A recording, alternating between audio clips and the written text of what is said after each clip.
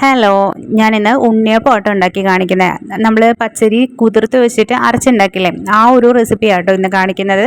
ഇത് നല്ല നാടൻ രുചിയിൽ ഉണ്ടാക്കിയെടുക്കാൻ പറ്റിയ പണ്ടുള്ള ആൾക്കാർ ഉണ്ടാക്കുന്ന പോലെ തന്നെ ഉള്ള റെസിപ്പിയാണ് കേട്ടോ ഇത്. അതുപോലെ എൻ്റെ ചാനൽ സബ്സ്ക്രൈബ് ചെയ്യാതെ കാണുന്ന ആരെങ്കിലും ഉണ്ടെങ്കിൽ ഒന്ന് സബ്സ്ക്രൈബ് ചെയ്യണം കേട്ടോ. അപ്പം നമുക്ക് നോക്കാം ഇതെങ്ങനെയാണ് ഉണ്ടാക്കേണ്ടതെന്ന്. അതിനായിട്ട് പച്ചരിയാണ് കേട്ടോ എടുത്തിരിക്കുന്നത്. 2 കപ്പ് പച്ചരി ഒരു രാത്രി മുഴുവൻ അല്ലെങ്കിൽ ഒരു രാവിലെ മുഴുവൻ വെള്ളത്തിലിട്ട് കുതിർത്തെടുക്കണം കേട്ടോ. ഞാൻ അങ്ങനെ എടുത്തിട്ടുള്ളതാണിത്.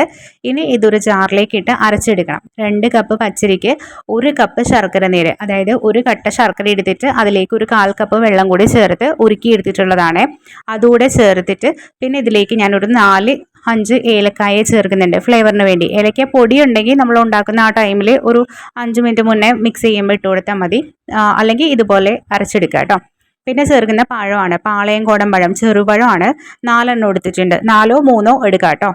എന്നിട്ടത് നന്നായിട്ട് അരച്ചെടുത്തുകൊണ്ട് വരാം. ചെറിയൊരു തരി വേണം കേട്ടോ, തരിതരിപ്പോടു കൂടി വേണം അരച്ചെടുക്കാൻ. എന്നെഴുതി അരയാതിരിക്കരുത്, അത്യാവശ്യം അരച്ചെടുക്കാം. ഇനി അതിലേക്ക് ഒരു 1/4 കപ്പ് വെള്ളം ആ മിക്സിയുടെ ജാറിലേക്ക് ഒഴിച്ചിട്ട് ഒന്ന് അടിച്ചെടുത്തിട്ട് ആ ഒരു വെള്ളവും കൂടി ചേർത്ത് കൊടുത്തിട്ടുണ്ട് കേട്ടോ.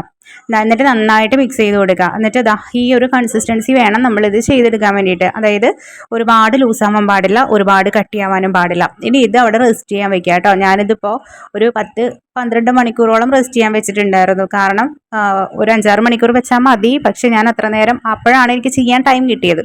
പിന്നെ ഞാൻ ഇതിലേക്ക് ഇട്ട് കൊടുക്കുന്നത് എള്ളാണ്. കറുത്ത എള്ള് ഉണ്ടാക്കുന്നതിൻ്റെ കുറച്ച് മുന്നേ നേരത്തെ ഇട്ട് കൊടുക്കുന്നുണ്ട്. കറുത്ത എള്ള് 1 ടീസ്പൂൺ ഇട്ടിട്ടുണ്ട്.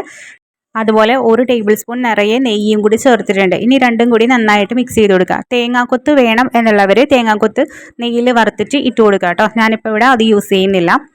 ഇനി നമുക്ക് ഉണ്ണിയപ്പം ഉണ്ടാക്കിയെടുക്കാം. അതിനായിട്ട് ഉണ്ണിയപ്പത്തിൻ്റെ ചട്ടിയിൽ എണ്ണ, ഞാനിപ്പോൾ സൺഫ്ലവർ ഓയിൽ ആട്ടോ എടുത്തിരിക്കുന്നത്. അതുകൊണ്ട് ഞാൻ അതിലേക്ക് 1 ടീസ്പൂൺ നെയ്യ് കൂടെ ഒഴിച്ചു കൊടുക്കുന്നുണ്ട്.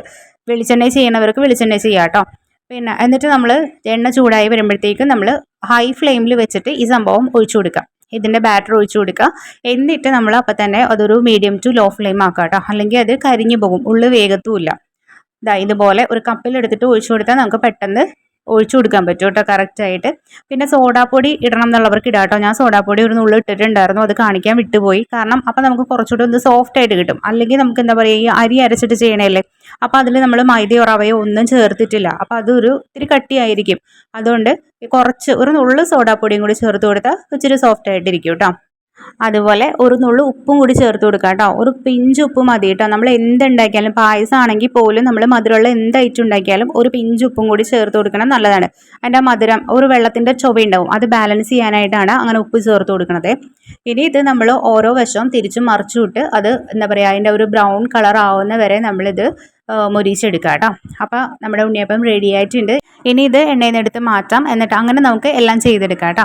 അപ്പോൾ എല്ലാവരും ഇതുപോലെ ഒന്ന് ചെയ്ത് നോക്കണം കേട്ടോ. നല്ല ടേസ്റ്റ് ആട്ടോ. ഇത് പഴയ രീതിക്ക് ചെയ്യണതാണ്. ഇതുപോലെ തന്നെ ഇൻസ്റ്റൻ്റ് ആയിട്ട് ചെയ്യാൻ പറ്റിയ 1 മണിക്കൂർ 2 മണിക്കൂറിനുള്ളിൽ ഉണ്ണിയപ്പം ഉണ്ടാക്കിയെടുക്കാൻ പറ്റിയത് ഞാൻ നേരത്തെ ചെയ്തിട്ടുണ്ട് കേട്ടോ. അത് നമ്മൾ ഗോതമ്പ് പൊടിയൊക്കെ കൊണ്ടാണ് ചെയ്യണം. അത് നല്ല സോഫ്റ്റാണ് കേട്ടോ. പെട്ടെന്ന് നമുക്ക് ഉണ്ണിയപ്പം കഴിക്കണം തോന്നുമ്പോൾ തന്നെ ചെയ്തെടുക്കാൻ പറ്റും.